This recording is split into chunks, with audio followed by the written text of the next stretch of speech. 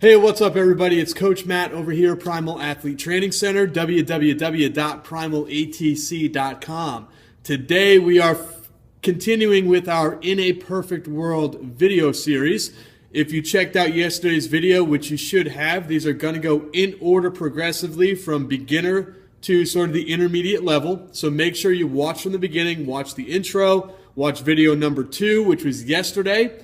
That talked about how to set up your week of training, your week of practice, based around, in a perfect world, having a meet on Saturday. Today, what we're going to talk about is how to set up your daily training on days where you need to be in the weight room lifting. So if you watched yesterday, what you already know is that you're lifting 2 days per week during the season. If in a perfect world, you have your meet on Saturday, that means that typically you're going to do either Monday, Wednesday in the weight room or Tuesday, Thursday in the weight room. Okay? So what we're going to talk about today is how to set up that daily schedule on those days where you're going to be in the weight room training. So we did weekly in the last video, and this is daily training in the on the days that you're in the weight room. So here's what it looks like. In a perfect world, you're going to have 2.5 hours of practice. Now, I know you might not have 2.5 hours, but take what you have, make it perfect, make it work.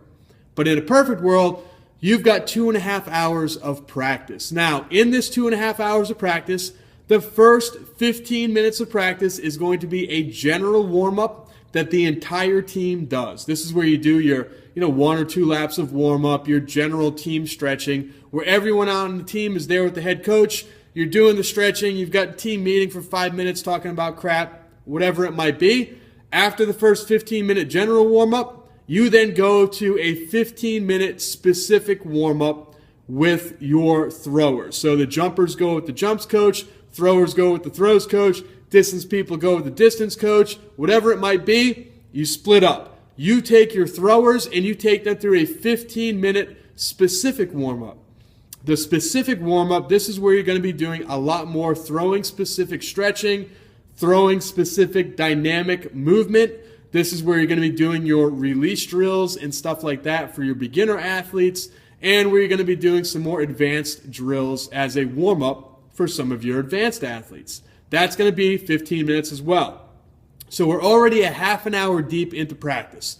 15 minutes of a general warm-up, 15 minutes of a specific warm-up, and then we're going to take a half an hour, 30 minutes with the entire team, and this is where we're going to be doing a lot of our explosive movements. So this 30 minutes is where you would incorporate things like medicine ball throws, box jumps, hurdle hops, sprinting, hill sprints, skipping, running up the bleachers, any of that explosive plyometric type movement, explosive movement patterns, this is where you're going to put it. Bounding, jumping, all that stuff is going to be in that half an hour.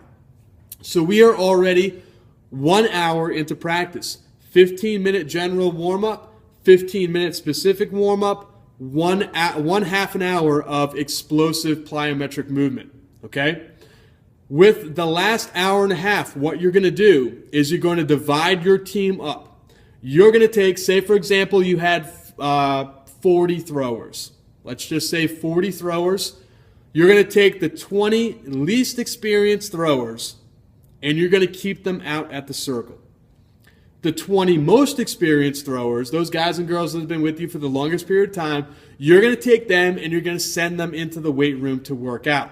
Now, in a perfect world, you've got a coach in there, you've got a strength coach for your school, somebody's in there to watch them, or you have a team captain that's really, really good that's going to make sure everyone's doing their work because you're going to be out in the circle with the beginners. 45 minutes in the weight room for those guys, 45 minutes in the circle for your newbies. The new throwers, this is where you're going to be doing all the beginner drills, the intermediate drills, the standing throws, the mirror turns, the whatever it might be, your approaches for javelin, your stop glides for shot put, whatever it might be, that's what you're going to do this 45 minutes. After 45 minutes, they switch, they flip-flop. The advanced kids that were in the weight room are now going to be in the circle. The beginner kids that were in the circle are now going to be in the weight room. And this is how you get your advanced kids to work on more advanced techniques without being held back by the beginners. So now your advanced kids are doing all advanced stuff.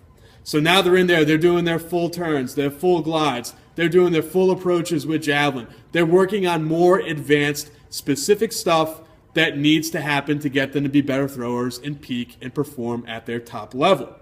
So that's how you break it up. That is a 2.5 hour practice. Now, again, that's a perfect world. So you may not have that. You may not have the luxury of having a coach in the weight room. You might be that coach in the weight room.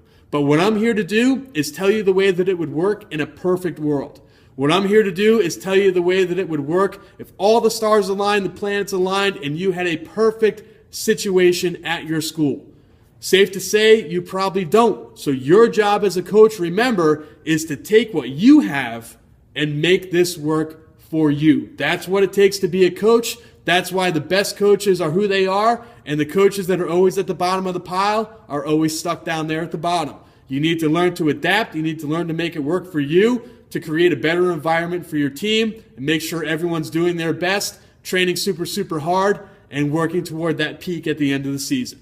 Any questions, any comments, leave them down below in the YouTube comments section, and we'll get to them in a future video. Talk to you soon.